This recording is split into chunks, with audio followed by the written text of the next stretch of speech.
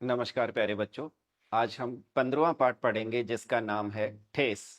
ठेस यानी चोट, किसी के मन पे लगी चोट जिसको हम ठेस कहते हैं। फणीश्वर नाथ रेणु के द्वारा लिखा गया है। फणीश्वर नाथ रेणु जो है आंचलिक भाषा के है, वो कवि माने जाते हैं।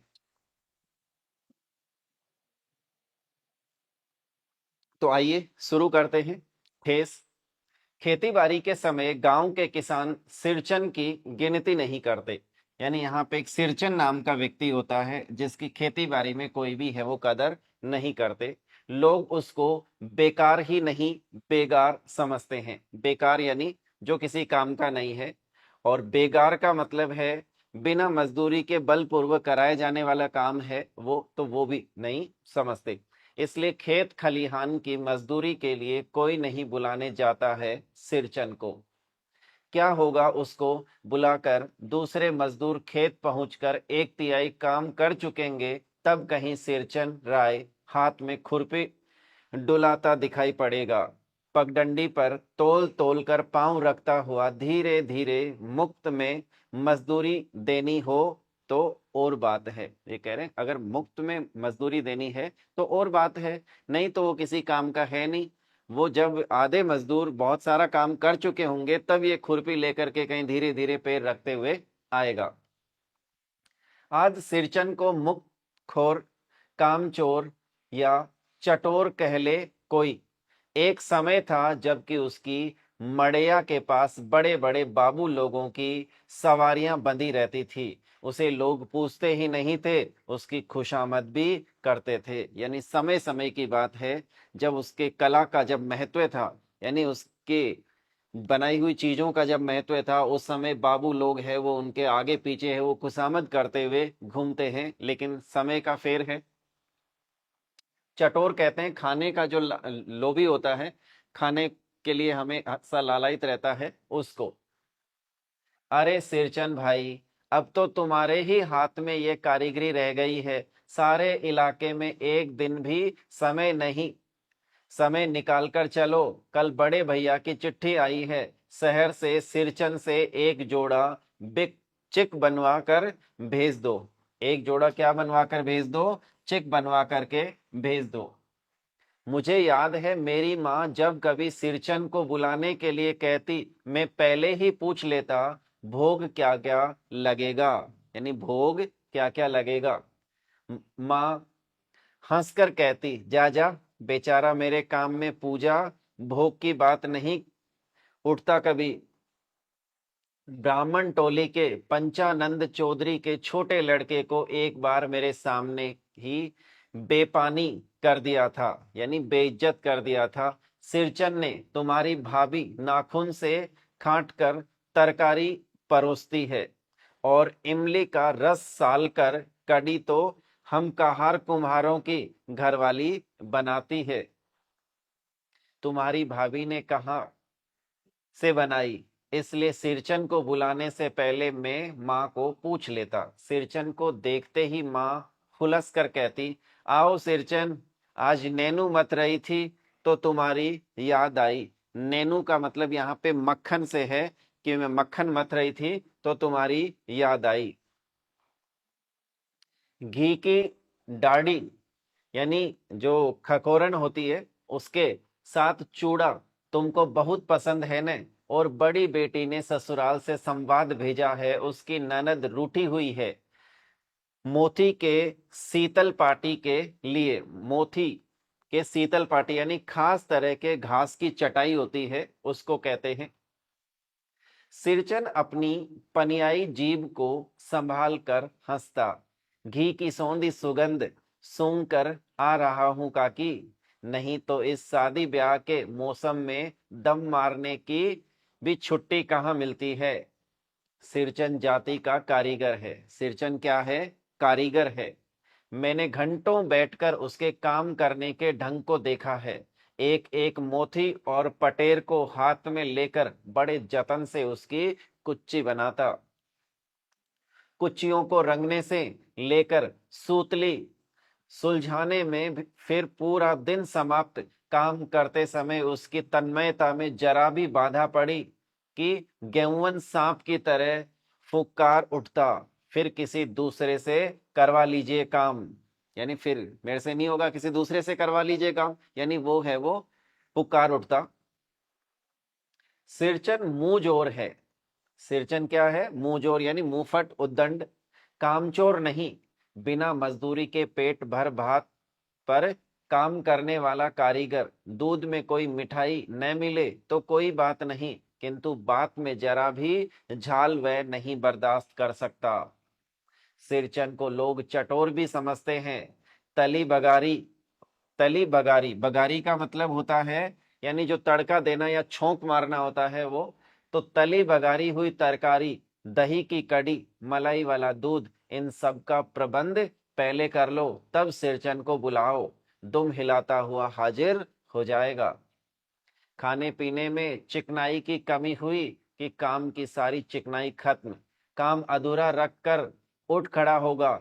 आज तो अब अध कपाली दर्द से माथा टनटना रहा है, थोड़ा सा रह गया है, किसी दिन आकर पूरा कर दूंगा। अध कपाली दर्द का मतलब आधे सिर के अंदर, आधे सिर के आधे भाग में जो दर्द होता है उसको कहते हैं अध कपाली दर्द। किस किसी दिन माने कभी नहीं, मोती घास और पटरे की रंगीन शीतल पाटी, बांस की तिल्लियों की झिलमिलाती चिक, सतरंगे डोर के मोड़े, भूसी चुन्नी रखने के लिए मूंज की रस्सी के बड़े बड़े जाले। मूंज की रस्सी एक खास तरह की घास की रस्सी होती है जिसको मूंज की रस्सी बोला जाता है। हलवाओं के लिए ताल के सूखे पत्तों की छतरी टोपी तथा इसी तरह के बहुत से काम है जिन्हें सिरचन के सिवा गांव में और कोई नहीं जानता। ये दूसरी बात है कि अब गांव में ऐसे कामों को बेकाम का काम समझते हैं। लोग बेकाम का काम, जिसकी मजदूरी में अनाज या पैसा देने की कोई जरूरत नहीं, पेट भर खिला दो, काम पूरा होने पर एक आध पुराना घुराना कपड़ा देकर विदा करो, वह कुछ भी नहीं बोलेगा, कुछ भी नहीं बोलेगा। ऐसी बात नहीं, सिरचन को बुलाने वाले जानते हैं सिरचन बात करने में भी कारगर है। महाजन टोले के भज्जू महाजन की बेटी सिरचन की बात सुनकर तिलमिला उठी थी। ठहरो, मैं मां से जाकर कहती हूँ, इतनी बड़ी बात ही है बिटिया, बड़े लोगों की बस बात ही बड़ी होती है, नहीं तो दो दो पटेर की पार्टियों का काम सिर्फ खेसारी का सत्तू खिलाकर कोई करवाए भला? ये तुम्हारी माँ की माँ ही कर सकती है, बबूनी सिरचन ने मुस्कुराकर जवाब दिया था। उस बार मेरी सबसे छोटी बहन की विदाई होने वाली थी, पहली बार ससुराल जा रही थी। मानू मानू के दूल्हे ने पहले ही बड़ी भाभी को खत लिखकर चेतावनी दे दी है, मानू के साथ मिठाई की पतीली न आए कोई बात नहीं, 3 जोड़ी फैशनेबल चिक और पटेर की 2 शीतल पार्टियों के बिना आएगी मानू तो? भाभी ने हंसकर कहा, बेरंग वापस। इसलिए 1 सप्ताह पहले से ही सिरचन को बुलाकर काम पर तैनात करवा दिया था। माँ ने, देख सिरचन, इस बार नई धोती दूंगी, असली मोहर छाप वाली धोती, मन लगाकर ऐसा काम करो कि देखने वाले देखकर देखते ही रह जाएं। पान जैसी पतली छुरी से बांस की तिल्लियों और कमनियों को चिकनाता हुआ सिरचन अपने काम में लग गया। रंगीन सूतलियों से झब्बे डालकर वह चिक बुनने बैठा। 1.5 हाथ की बिनाई देखकर ही लोग समझ गए कि इस बार एकदम नए फैशन की चीज बन रही है, जो पहले कभी नहीं बनी। मजली भाभी से कहीं रहा गया, पर्दे के आड़ से बोली, पहले ऐसा जानती कि मोहर छाप वाली धोती देने से ही अच्छी चीज बनती है तो भैया को खबर भेज देती। काम में व्यस्त सिरचन के कानों में बात पड़ गई। बोला, मोहर छाप वाली धोती के साथ रेशमी कुर्ता देने पर भी ऐसी चीज नहीं बनती बहुरिया। मानू दीदी काकी की सबसे छोटी बेटी है, मान दीदी का दुल्हा अफसर आदमी है। मजली भाभी का मुंह लटक गया। मेरे चाची ने फुसफुसा कर कहा, किससे बात करती है बहू, मोहर छाप वाली धोती नहीं, मूंगिया लड्डू यानी मूंग के लड्डू। बेटी की विदाई के समय रोज मिठाई जो खाने को मिलेगी, देखती है न। दूसरे दिन चिक की पहली पांति में 7 तारे जगमगा उठे, 7 रंग के 7 भैया तारा। सिरचन जब काम में मगन होता है तो उसकी जीभ जरा बाहर निकल आती है होंठ पर। अपने काम में मगन सिरचन को खाने पीने की सुध नहीं रहती। चिक में सूतली के फंदे डालकर उसने अपनी पास पड़े सूप पर निगाह डाली। चिवरा और गुड़ का एक सूखा ढेला। मैंने लक्ष्य किया, सिरचन की नाक के पास 2 रेखाएं उभर आई। मैं दौड़कर मां के पास गया। मां, आज सिरचन को कलेवा किसने दिया है? सिर्फ चिवरा और गुड़। चिवरा धन को कूटकर तैयार किया गया एक खाद्य पदार्थ होता है, और कलेवा है वो नाश्ते को कहते ही हैं। सुबह का जो नाश्ता होता है उसको हम कलेवा कहते हैं। मां रसोई घर में अंदर पकवान आदि बनाने में व्यस्त थी। बोली, मैं अकेली कहां कहां क्या क्या देखूं। अरे मजली, सिरचन को बूंदिया क्यों नहीं देती? बूंदिया मैं नहीं खाता काकी। सिरचन के मुंह में चिवरा भरा हुआ था। गुड़ का ढेला सूप के किनारे पर पड़ा रहा अछूता।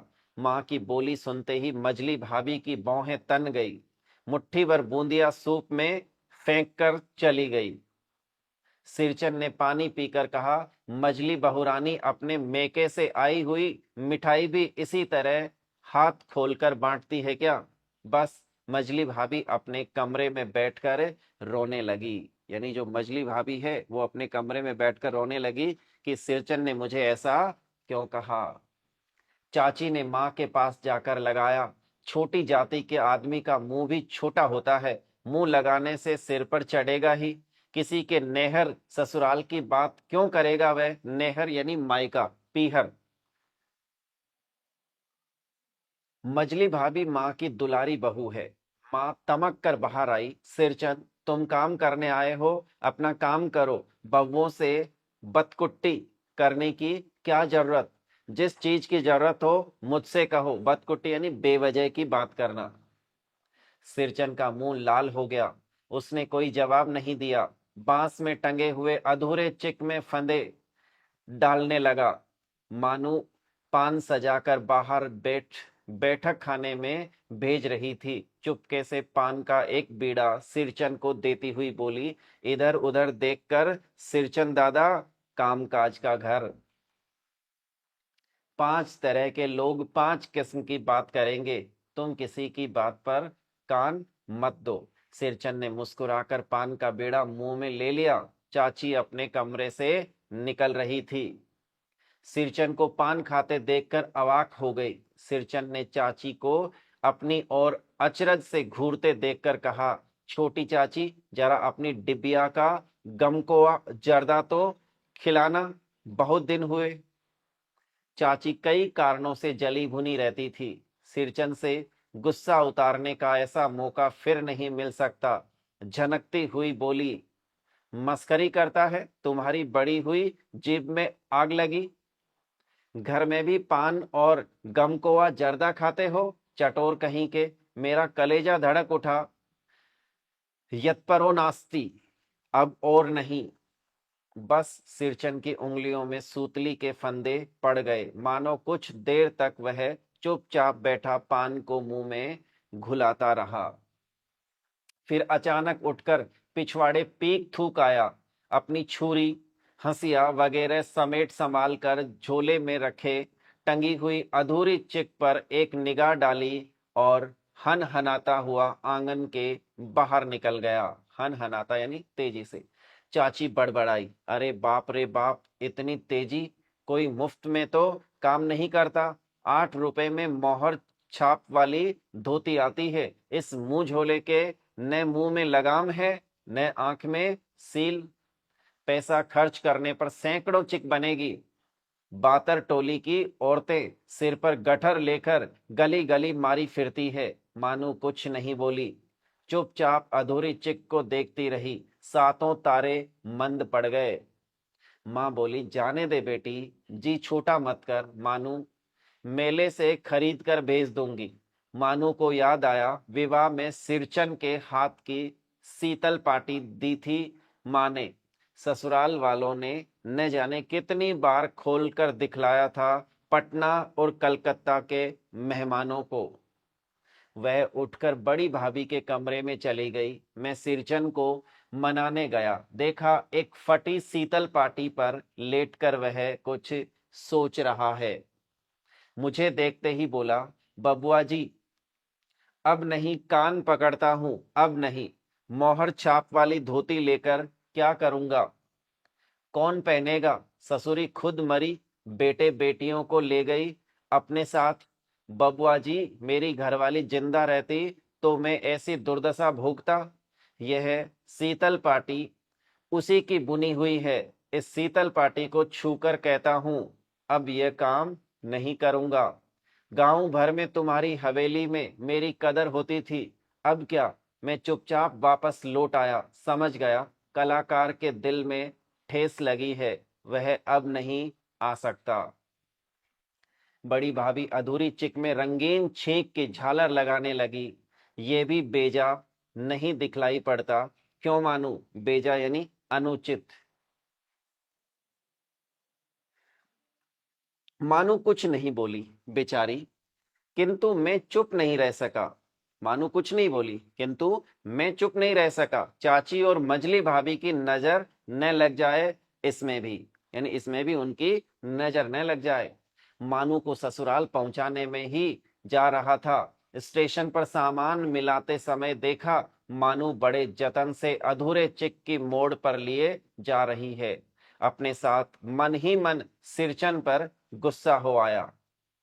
चाची के सुर से सुर मिलाकर कोसने को जी हुआ, कामचोर चटोर।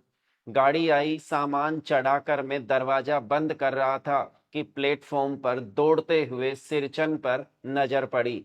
बबुआ जी, उसने दरवाजे के पास आकर पुकारा। क्या है, मैंने खिड़की से गर्दन निकालकर खिड़की के स्वर में, यानी झिड़की के स्वर में कहा। सिरचन ने पीठ पर लदे हुए बोझ को उतारकर मेरी ओर देखा। दौड़ता आया हूं, दरवाजा खोलिए। मानू दीदी कहाँ है, एक बार देखूं। मैंने दरवाजा खोल दिया। सिरचन दादा, मानू इतना ही बोल सकी। खिड़की के पास खड़े होकर सिरचन ने हकलाते हुए कहा, ये मेरी ओर से है, सब चीज है दीदी, शीतल पाटी, चिक और एक जोड़ी आसनी कुस्की। गाड़ी चल पड़ी। मानो मोहर छाप वाली धोती का दाम निकाल कर देने लगी। सिरचन ने जीभ को दांत से काट कर दोनों हाथ जोड़ दिए, मानो फूट फूट रो रही थी। मैं बंडल को खोलकर देखने लगा।